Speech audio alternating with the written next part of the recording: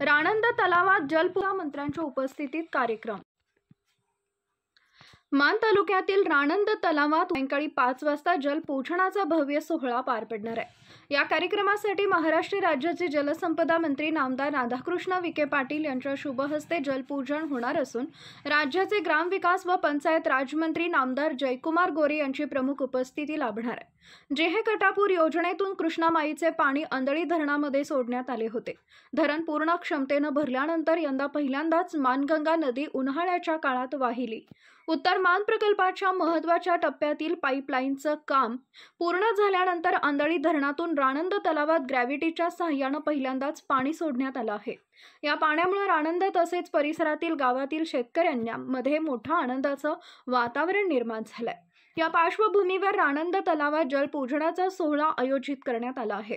या सोहळ्यासाठी मान व खटाव तालुक्यातील नागरिकांनी शेतकऱ्यांनी मोठ्या संख्येने उपस्थित राहावं असं आवाहन आयोजकांनी केलंय।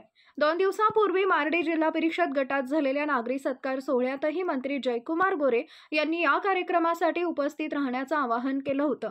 हा देखणा आणि ऐतिहासिक क्षण साजरा करण्यासाठी सर्व तयारी पूर्ण झाली असून आयोजकांकडून भव्य आयोजनाची तयारी करण्यात आली आहे।